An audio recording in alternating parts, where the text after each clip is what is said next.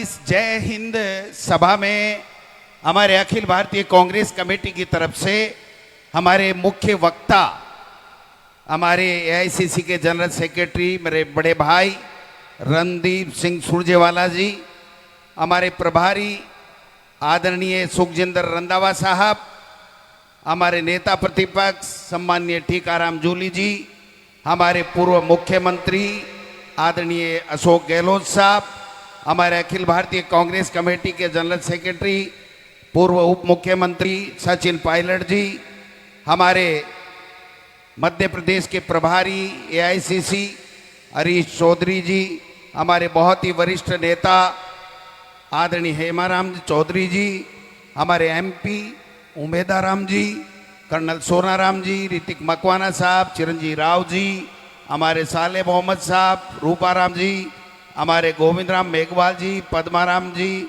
हमारे रतन देवासी जी, शेखावत साहब, और किसका नाम तो नहीं रह गया भाई, जगदीश जांगीर साहब, हमारे मोहन डागर जी, आरसी चौधरी जी, तमाम सारे के सारे एमएलए बैठे हैं, एमएलए प्रत्याशी बैठे हैं, प्रदेश कांग्रेस कमेटी के नेता बैठे हैं, दोनों हमारे जिला कांग्रेस कमेटी बाड़मेर के कार्यवाहक अध्यक्षगण, हमारे तमाम नेता और हम सबको नेता बनाने वाले, इस मंच पर बैठाने वाले आप सब लोगों को मेरा प्रणाम है, मेरा नमस्कार है, मेरा सैल्यूट है।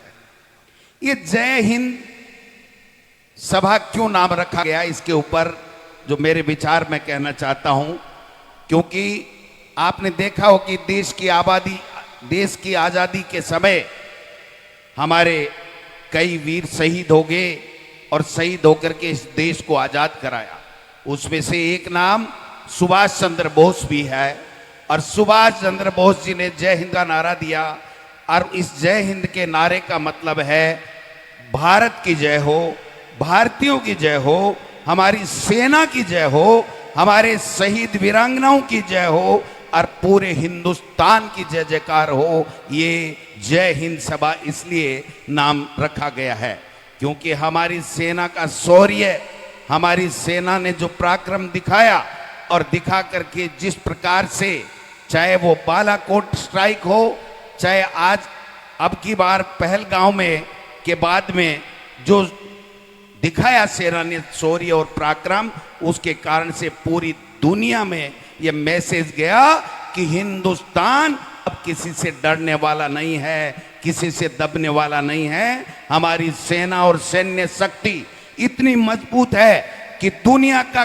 कोई भी देश उनकी तरफ आंख उठा के नहीं देख सकता है। यह मैसेज गया, इसलिए जिस सेना ने यह मैसेज दिया, जिस सेना के कारण से हम भारत सुरक्षित है, हम सब एक हैं, सुरक्षित हैं, उसको जय हिंद सैल्यूट करने के लिए हम सब ने बाड़मेर में एआईसीसी के निर्देश के ऊपर यह सभा रखी है। मैं चाहता हूं कि हम सब एक हाथ दायां हाथ खड़ा करके उस सेना को सैल्यूट करें, सारे के सारे उस सेना को सैल्यूट करें जिसके पराक्रम ने पूरे दुनिया में लोहा मनवा दिया। हिंदुस्तान की सेना ऐसी है।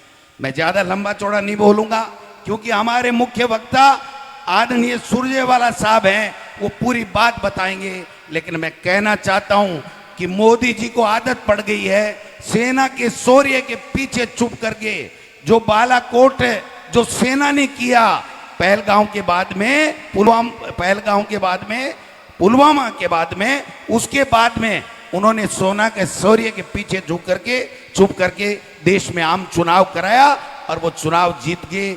लोगों को ये कहलवा दिया कि हमने ये कर दिया, हमने ये कर दिया, हमने ये कर दिया, जबकि मोदी जी ने नहीं, इस देश की सेना ने वो करके दिखाया। चाहे वो बालाकोट हो, चाहे पहलगांव के बाद में जो ऑपरेशन सिंदूर चलाया।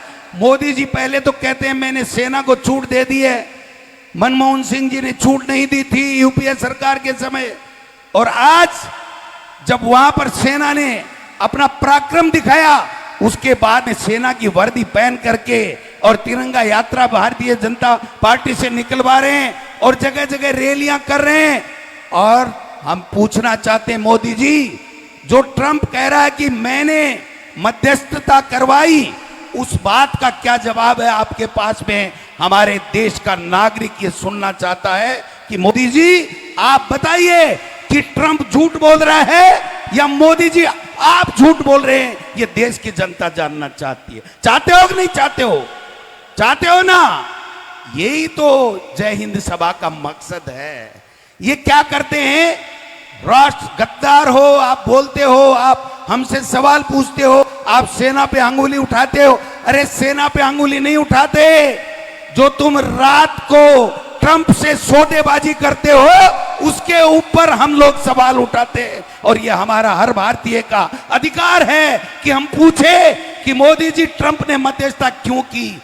और सवाल इसलिए भी बनता है कि मोदी जी ने अमेरिका में जाके कहा था कि मेरे खून में मनी है, मनी, मैं गुजराती हूं, मैं व्यापारी हूं। और वो ट्रंप आज कहता है कि मैंने व्यापार का हवाला दे करके इस भारत के और पाकिस्तान के ऑपरेशन सिंदूर को सीज फायर करवाया। इसलिए मोदी जी आप पे सवाल उठते हैं। मैं पूछना चाहता हूं मोदी जी, आप ये बताइए कि वो जो पहलगांव में हमारे 26 भारतीयों को, निर्दोष भारतीयों को मार के चले गए, उसके बाद में आपने कोई हिसाब नहीं दिया और आप राष्ट्र के नाम संबोधन करके कहते हैं कि मैं किसी से दबने वाला नहीं हूं, हमारी सेना का पराक्रम है, शौर्य है, हमें किसी को दिक्कत नहीं है। आपसे ज्यादा भारतीय हैं, आपसे ज्यादा हम सेना का सम्मान करते हैं। लेकिन आप सेना के पीछे छुप करके अपनी राजनीतिक रोटियां सेक रहे हो। हम लोग उसके खिलाफ हैं। आपको बार बार राजनीतिक रोटियां नहीं सेकने देंगे। मैं पूछना चाहता हूं, कल परसों आए देश के प्रधानमंत्री और यहां आके कहते हैं क्या अजीब संजोग है कि जब पहले पुलवामा हुआ तो मैं सबसे पहले बालाकोट स्ट्राइक के बाद में यहां पर राजस्थान में आया। और अब की बार कहते हैं, सुना होगा आपने देश के प्रधानमंत्री का भाषण, अब की बार कहते हैं पहलगांव के बाद में ऑपरेशन सिंदूर करके और मैं सबसे पहले यहां पर आया हूं उस घटना के बाद में। मैं पूछना चाहता हूं मोदी जी, आप बिहार के अंदर वहां के मुख्यमंत्री के साथ जो टिठोली कर रहे थे वो आप थे या आपका क्लोन था? ये देश की जनता जानना चाहती है। ये मैं पूछना चाहता हूं। आप कैसी कैसी बातें कर रहे हो, फौज की ड्रेस पहन करके, और ऐसे दिखा रहे हो जैसे आप ही गए थे वहां युद्ध पे। आप इस तिरंगा यात्रा के जरिए आप तो ये चाल खेल रहे हो बीजेपी को इस तिरंगा यात्रा के पीछे छुपने की। ये कांग्रेस पार्टी इसके पीछे आपको नहीं छुपने देगी। आपको जवाब देना पड़ेगा कि ये सीज फायर क्यों हुआ और हमारे उन नौसेना जो शहीद हो गए उनका बदला कब लोगे, उन आतंकवादियों को कब पकड़ोगे। और जो अमेरिका कह रहा शिमला समझौता के ऊपर भी सवाल उठा के कि कश्मीर की मध्यस्थता मैं करूंगा। मैं पूछना चाहता हूं मोदी जी, देश का हर बच्चा, नौजवान, बूढ़ा सब पूछना चाहते हैं कि आपने अमेरिका को ये क्यों नहीं कहा अब तक कि आप होते कौन हो? कश्मीर की पंचायती करने वाले हम सक्षम हैं और हमारी सेना सक्षम है। ये बात मैं निवेदन करना चाहता हूं। आप सब लोगों को धन्यवाद दूंगा कि आप सब लोग आए हो।